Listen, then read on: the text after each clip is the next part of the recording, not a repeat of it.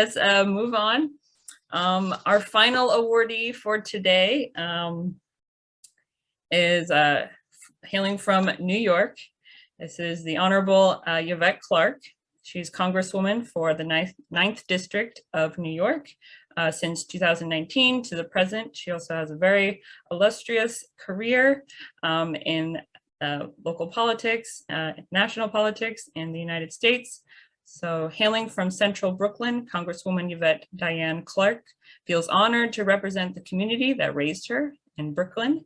And if there's anyone else from Brooklyn joining us today, she is the proud daughter of Jamaican immigrants and takes her passion for her Caribbean heritage to Congress, where she co-chairs the Congressional Caribbean Caucus and works to foster relationships between the United States and the Caribbean community.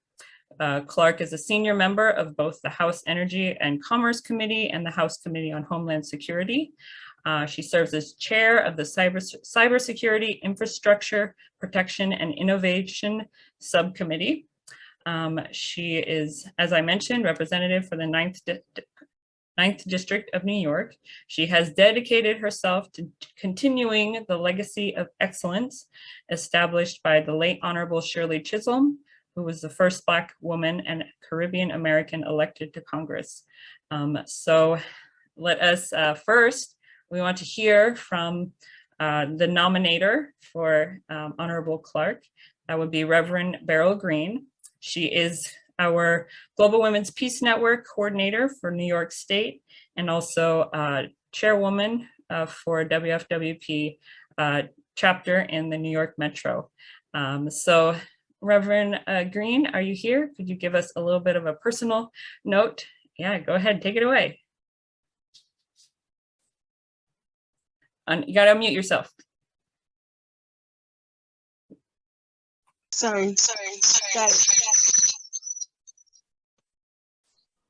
Am I good? Okay.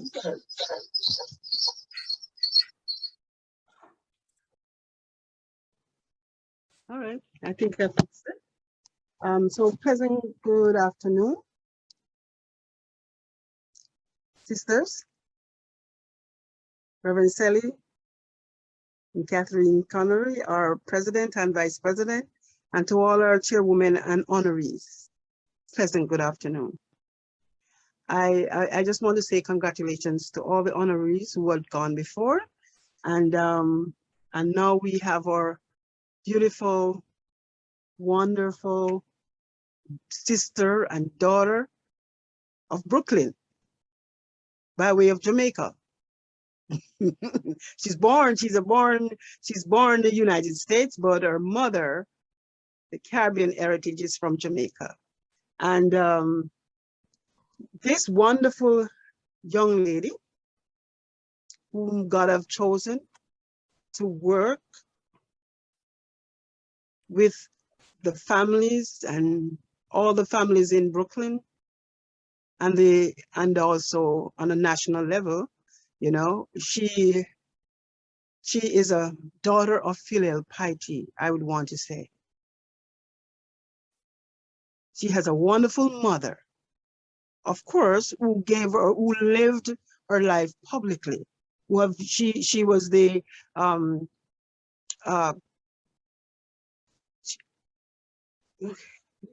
sorry, that was just a brain freeze. You know, she worked in politics just like she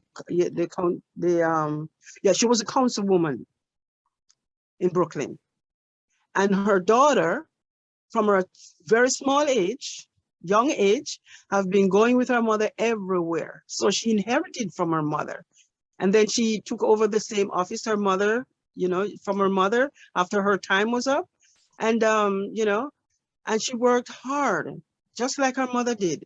Because, you know, that, oh my gosh, you know, she has nourished all those young people in that district, in that area, in Brooklyn, so to speak.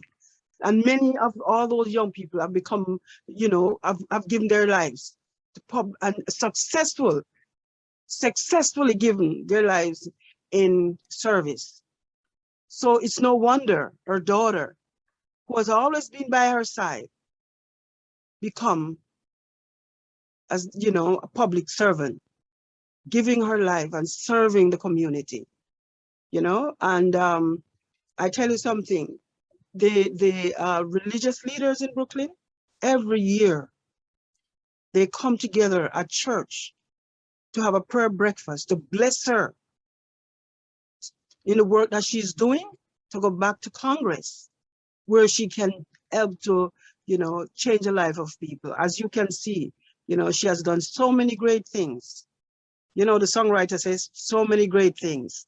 You know, he has done so many great things. She has done so many great things in Brooklyn. And I will allow her, I don't want to take her thing. I want her to speak about what stimulated her to be who she is. Thank you. God bless you. Congresswoman Yvette Clarke, we love you. Thank Well, let me thank you, Reverend Green, for that wonderful, heartfelt introduction to Ms. Katerina and to Ms. Seeley. A pleasant good afternoon to all of the honorees. Thank you for allowing me to be a part of this very historic evening, afternoon, and for selecting me as one of the recipients of the very distinguished HerStory Awards.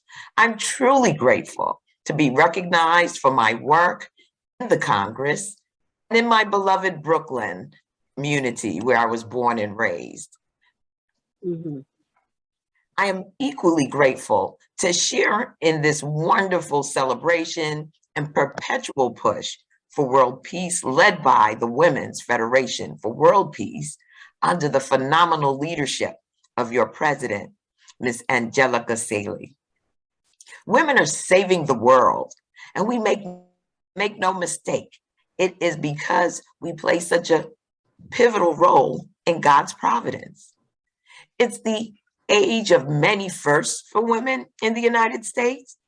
The first woman vice president of the United States of America, our very first Black woman Supreme Court justice, and the first woman nominated to head a branch of our armed forces.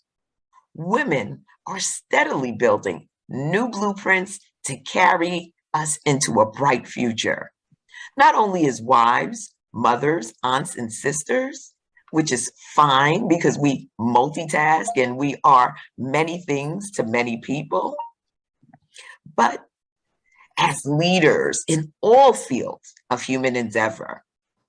I was blessed to be born into a family determined and committed to changing, impacting, and uplifting the most vulnerable in the world around us.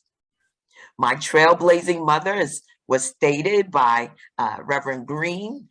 Dr. Una Clarke was the first foreign-born woman to be elected to New York City's legislature, known as the New York City Council. And I've been blessed to have my life shaped by her teaching and guidance. And so my upbringing has always been a steady diet of civic engagement, public service, and community building. My parents shaped our family's lives and values rooted in the teaching of Jesus Christ, the principles of community service, and an unwavering determination to improve the world block by block, community by community. They dedicated themselves in service to the community we still call home to this very day. My mother's legacy touches every corner of Brooklyn and, quite frankly, all of New York, including her home of origin, Jamaica, West Indies, and throughout the Caribbean. And in walking my life's journey and with my own legacy in the making, has been to really carry on the fight for justice, fairness, and equality, in line with my mother's teachings and those of my mentor, Shiro, and predecessor, the Honorable Shirley Chisholm. My upbringing, experience, and lineage makes fitting my work as the Congresswoman of the 9th Congressional District of New York in Central and South Brooklyn. And I'm deeply honored to represent the community that raised me. As the proud daughter of Jamaican immigrants, I've taken my passion for the people I represent to Congress, and I have many leadership roles there. I co-chair the Congressional Caribbean Caucus. I work to foster relations between the United States and the Caribbean diaspora communities. I co-chair the Congressional Caucus on Black Women and Girls, because so often the lived experiences of women of African descent are left out of the dialogue, the conversations, and their unique lived experiences require that we look not only at their triumphs, but we look at their challenges. I also am a senior member of both the House of Representatives Committee on Energy and Commerce, which is one of the leading committees, one of the largest committees on Capitol Hill, and I serve on the House Committee on Homeland Security, where I serve as chair of the Cybersecurity, Infrastructure Protection, and Innovation Subcommittee. I've also been a member of the Congressional Black Caucus since my election to Congress in 2007. And I proudly chair its Immigration Task Force. So I have dedicated my vocational pursuits in Congress to building upon and furthering the legacy of excellence as established by the Honorable Shirley Chisholm, who was the first Black woman and Caribbean American elected to Congress and comes from the very community that I represent today. Some of my landmark legislation include the Dream and Promise Act, which would give millions of dreamers a clear path to citizenship, and my uterine fibroid bill that will invest in the necessary research to treat this terrible condition that disproportionately impacts women of African descent. I am also very proud of my leadership in the tech and media policy space as co-chair of the Smart Cities Caucus and co-chair of the Multicultural Media Caucus. I think it was Vanessa who talked about the blessings of technology that have brought us here today. Well, let me say this. Technology is integrated into the lives we live, whether we like it or not. Even my mother at the age of 87 is on WhatsApp. She's chatting on Twitter. She's got a Facebook page and she knows how to Zoom. So we have to use this technology to our benefit. And my role in the Committee on Homeland Security is to make sure that we have safety protocols to keep everyone safe as we embark on these new platforms that are an integral part of our lives. I strongly believe that smart technology will make communities more sustainable, resilient, and livable. I also work to ensure that communities of color are not left behind while these technical advancements are made. I formed the Multicultural Media Caucus to address diversity and inclusion and issues in the media space. And you know, it's so refreshing to hear Claudia talk about her ventures into establishing her own platforms. And we need, Kathleen, and we need to make sure that we are exposed to and given an opportunity to have a true, authentic lens into all of our lives so that we can appreciate our humanity in its fullness. I am very curious by nature. And so when I can hear an authentic story about someone's life coming from a city like New York, where people from around the world live, it lifts me up. And it lets us know that there's a common bond in God's creation that we can discover from one another. And that's why it's so painful to see what took place in Buffalo, New York. That young man never really, I believe, got an opportunity to know all of the diversity that God has given us as a gift in terms of humanity. And this Multicultural Media Caucus perhaps will make sure that the next generation is able to access that. And that's why I'm very focused on addressing all of these issues in the media, in telecom, and in the tech industries. As one of the co-chairs of the Congressional Caucus on Black Women and Girls, I've worked to develop programs to support the aspirations of Black women of all ages, intergenerational and diasporic, from all around the world. You know, oftentimes people of African descent, and I guess it's because we're in the United States, are very monolithic about people of African descent and their lived experiences. When we can tell from Reverend Beryl Green, we come in all kinds of accents from all parts of the United States and around the world. And we all have something very valuable that we contribute to the greatness of our nation, the United States of America. So my tenure in elected office started in New York City Council. My mother and I were indeed the first and only successful mother-daughter succession in the history of our New York City Council. Oftentimes, when you're in a non-traditional role, you know, where you're not seen, you're not heard, and you're oftentimes overlooked. But the historic nature of a daughter succeeding a mother in a role of elective office is something to celebrate. As my mother says, doctors raise doctors, lawyers raise lawyers. And why can't legislators, politicians, raise legislators and politicians? And I'm with you, Mom. We're an example of why it's possible. I succeeded her in making us, again, the first mother-daughter succession in the City Council's history. It's no secret that the work ahead seems daunting at times. You know, being in public office, having a passion for people, particularly the most vulnerable of our society, makes the work I do very personal.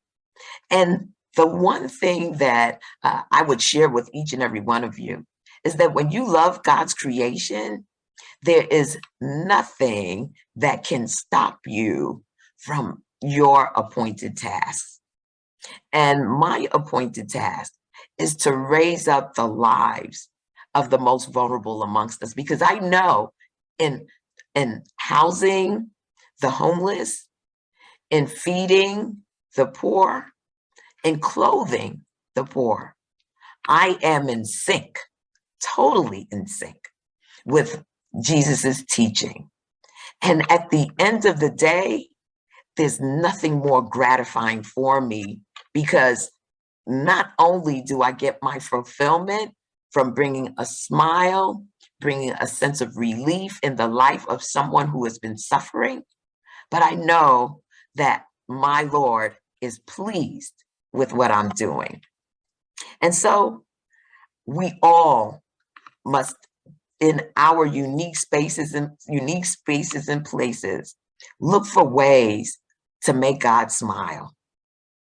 Look for ways to lift someone up who has fallen on hard times, or who has no one else of interest or interested in them in their lives. We must steadily work to unlock the power of relationships between all people, groups, and institutions. One of the issues that I'm passionate about is the environment. Like so many Americans, I watched that horror over the past several years: wildfires, storms that have ravaged our nation and the world. I myself witnessed Superstorm Sandy and what it did to my constituents here in Brooklyn, New York. Just devastating. But climate change is real, and it's a crisis. My duty in Congress is to take bold action to tackle climate warming emissions and protect all people from the future of climate impacts. I've introduced the FEMA Climate Change Preparedness Act to ensure that the Federal Emergency Management Agency is fully equipped to help our communities prepare for and recover from natural disaster implications of climate change. New York has been hit back-to-back with extreme weather, forcing lawmakers, scientists, and engineers to raise the concern level about our inaction to respond to global warming. And our environmental woes cut across all racial, religious, and ethnic lines. Underserved neighborhoods across New York City suffer from air pollution and the lack of green spaces. And perhaps it may have to take our motherly hearts and our global love under God to hold up the sky for future generations. Women are being called to heal and lead the world to a peaceful existence. And it is time for us to be heard. It is time for us to intensify our love for Mother Earth. And it is time to tune into her heartbeat. It is time to live in harmony with her and with each other. And it means a continued push to eradicate poverty, educate, teach love, and strengthen our universally shared values rooted in our collective humanity. Women have something to share with the world, and it starts with the logic and the principles of love that Jesus Christ taught us.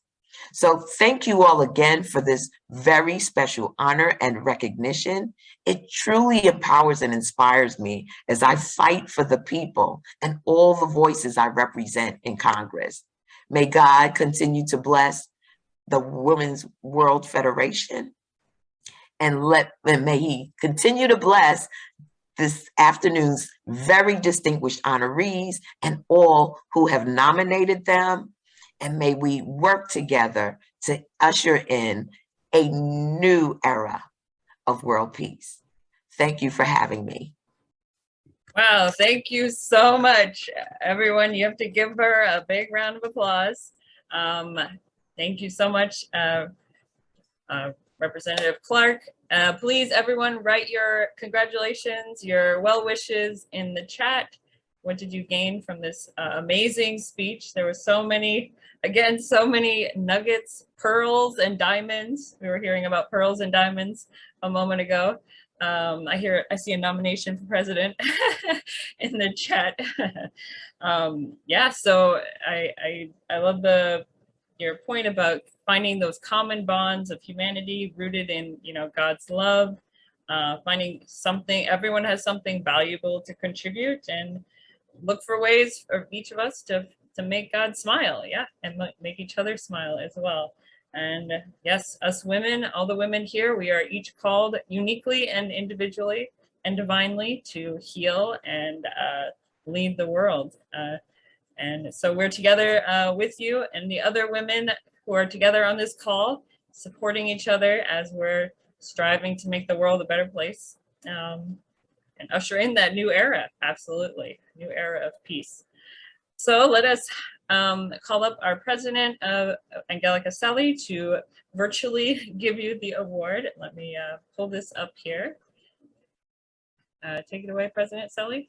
Before I begin to read this, thank you so much, Congresswoman Clarke. It's an honor to have you today. Thank you for your speech and opening the window in your life, what you're doing and your heart behind it. It's very, very precious. Thank you. And I don't know if you remember, you were one of the speakers when I came in 2010 in one of the assemblies. You spoke, you was the keynote speaker. So here we are 12 years later. Welcome. It's my honor now to bequeath to you the HerStory Award, the National HerStory Award of the Women's Federation for World Peace USA, recognizing Honorable Yvette Clarke on this day, May 21st, 2022. We honor your exemplary work to represent the men and women of New York's 9th District and your commitment to being a role model to young women and girls who aspire to greatness. We applaud you and your work filled with compassion, service, and dedication, and so much more. Congratulations, Congresswoman Clarke. Thank you for being with us. And let us give our congratulations and our love. Yes, so, and let us again congratulate all of our awardees today, these four amazing women, and we know there's so many more women out there who deserve this Her Story award. So we hope we can honor them in the next coming months. So please send in a nomination if you have one. If there's a woman leader you know who has a story of overcoming obstacles and serving others, please send in that nomination to us. Again, these stories, the recording of this afternoon will be posted on our website, wfwp.us/HerStory. I'll post it in the chat in a minute, and you'll be able to read the full bio, and you'll be able to watch their speeches again, because I know there was so much packed into just 5 minutes. It was really very amazing and very deep. I feel we have the pearls and diamonds here with us on this call. So to conclude our afternoon, I'm going to welcome again our president, Angelica Selly, to kind of wrap us up of what we've experienced this afternoon. Please take it away, President Selly. Well, yes, thank you. Words are not enough to express what I felt and what we all feel, I believe, to hear those stories. I just want to say that I know there's a lot of pain involved in every single one of these stories. We might not have said the word, but it is there, right? And it is actually that pain and the suffering that gives us the qualification to lead others from the heart. I don't see any other way. Unless you have gone through difficulties, you cannot be the leader of the heart. That's what we're trying to do. And that suffering is also, that brings us closer to God. You know, so many people don't know that God is alive, that's a living God. And this is what our founder's greatest concern is at this time. You know, I have to give credit to Dr. Hak Ja Han Moon, who was my inspiration for so many years. And she said recently, you know, it's time that women, leaders in every aspect of society, and we don't have to be pushing religion, but we really want to testify to the God, and also Jesus, who was giving us the philosophy of love right there. Love God with all your heart. We heard it tonight. Everyone has referred to that.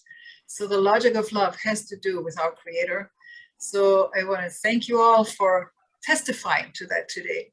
And I want to give a kind of an anointing, if that's the word, because I'm a pastor as well, pastor of love. I give you an anointing to go forth and be even more empowered to continue and multiply all the work that you already have been done. May it just be like blossoming across the nation and bring a change, a positive change, a wind, you know, a revolution of the heart, a revolution of love, of unity and happiness, as we said, you know, earlier. That's our goal. So thank you again, and for your courage also to share with us. You know, this is public, and many people will see this video later. Maybe posterity will see this and will learn from this. You are the mothers of the nation. We are the mothers of the nation of America, and we want to lift up America. Yes, we want to lift it up and bring it back to God and bring God's way into our families, societies. No one will be hungry. No one will be shot. No one will ever deal with that ever again. That's the goal. That's all I want to say. Thank you very much. Thank you. Thank you so much, President Selly. And yes, thank you again, everyone. Let us take a group photo. We have to have a photo to, you know, commemorate this day and our time together. So I'll give everyone a moment to turn your cameras back on if you turned it off, and we will take, I'll count to 3. Get yourself, you know, ready. Make sure you're in the camera and looking beautiful and have a nice smile. Okay, so let's do 1, 2, 3. Okay, let me make sure I get everyone. 1, 2, 3. All right, I think that's everyone. All right, everyone's just so beautiful. And then finally, I have a special announcement. Today and this year, as we mentioned, is our 30th anniversary. So there is no better time than now to join Women's Federation as a member of this beautiful organization and this wonderful network of women of the heart. It's time to sparkle. It's time to shine. Show that beautiful love like the cut and polished diamond. So we are inviting all of you to join us as members, wfwp.us/membership. Join our community of peace builders. We have many different levels for any budget size.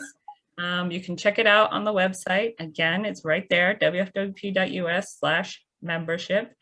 And you can, join in supporting programs to create a culture of heart, bringing peace and healing, many different programs, including this one and the Global Women's Peace Network and many more. And then this year, especially, members are receiving a beautiful anniversary pin for the Women's Federation. So again, that's wfwp.us/membership. Yes. So with that, I want to thank all of you for coming. Thank you for spending your Saturday afternoon or morning, depending on where you are. Or I hope it's not the middle of the night for anybody. But we're so glad you could be here. I gained something. We will send the recording out to everyone. We'll have it posted on our website. And you can share it with anyone you think would benefit from words of inspiration and wisdom and love and compassion.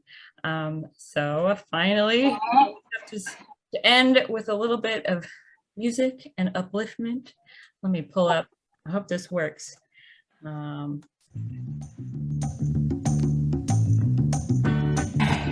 one. All right. Come on.